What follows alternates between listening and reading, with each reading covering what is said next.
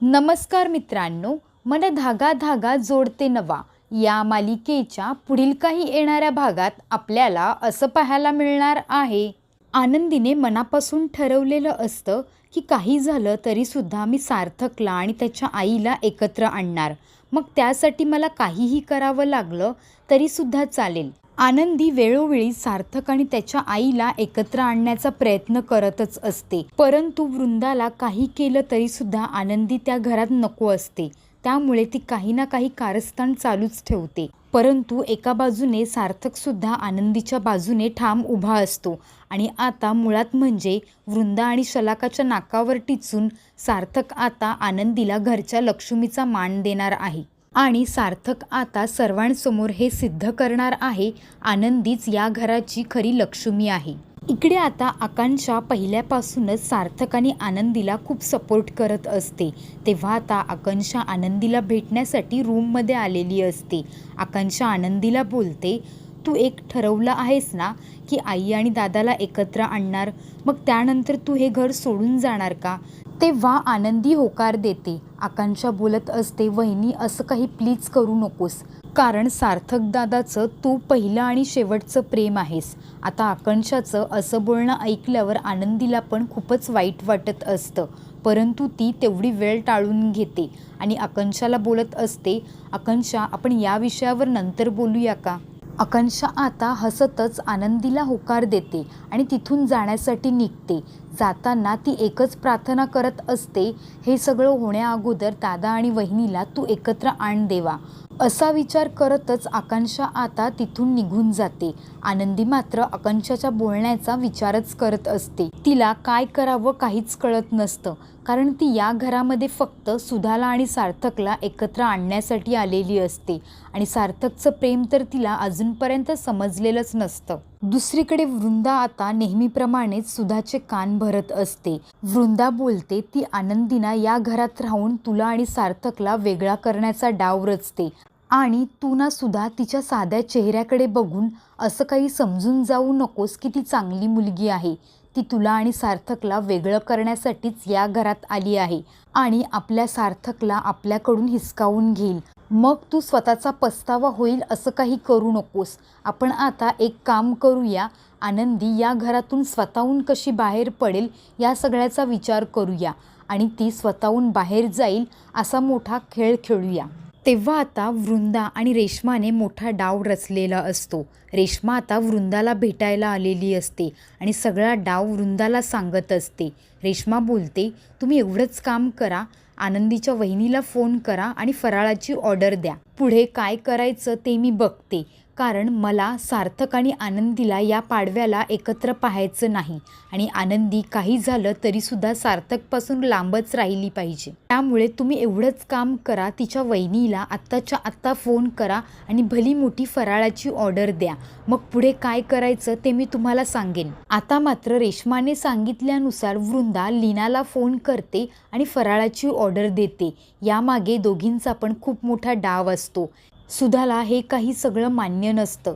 आनंदीच्या बाबतीत जे काही घडत असतं त्याने सुधाला देखील तेवढाच त्रास होत असतो आणि तिचा मुलगा मुळात म्हणजे तिच्यापासून लांब असतो.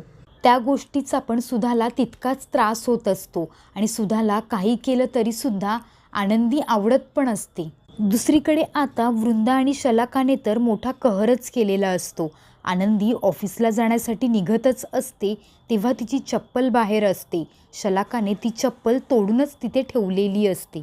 आनंदी जेव्हा ऑफिसला जाण्यासाठी बाहेर येते तेव्हा ती कसलाही विचार न करता आणि कोणालाही काही न सांगता तुटलेली चप्पल घालून ऑफिसला जाण्यासाठी निघते. सार्थक जेव्हा हे सगळं पाहतो तेव्हा त्याला कुठेतरी कल्पना आलेलीच असते की हे सगळं कोणी केलं असावं आणि आनंदीसुद्धा सगळं इग्नोर करून तशीच ती चप्पल घालून ऑफिसला जाते. सार्थक पण त्यावेळी कोणाला काहीच बोलत नाही.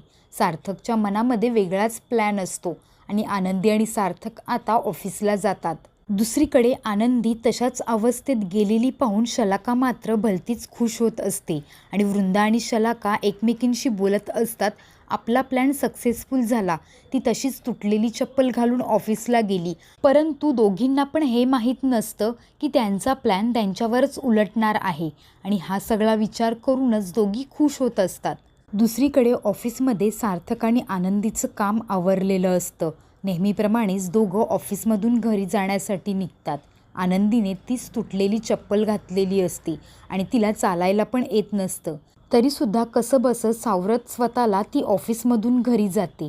सार्थक मात्र आनंदीचाच विचार करत असतो आणि सार्थकच्या डोक्यात वेगळाच प्लॅन असतो.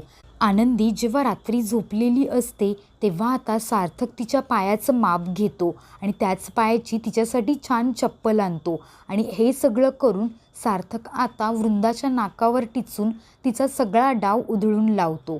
आता मात्र आनंदी रात्री झोपलेली असते.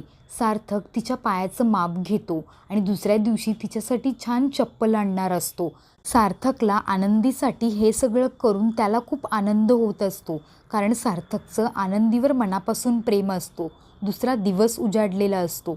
आनंदी सकाळी उठते आणि नेहमीप्रमाणे सगळं आवरून आता ऑफिसला जाण्यासाठी निघालेली असते. वृंदा आणि शलाका पण दारातच उभ्या असतात. त्यांना असं वाटत असतं आपला प्लॅन वर्क करतोय आणि आपला प्लॅन सक्सेस होतोय. परंतु इथे सुद्धा त्यांनी माती खाल्लेली असते. आनंदी आता घराबाहेर पडते आणि तुटलेली चप्पल हातात घेते.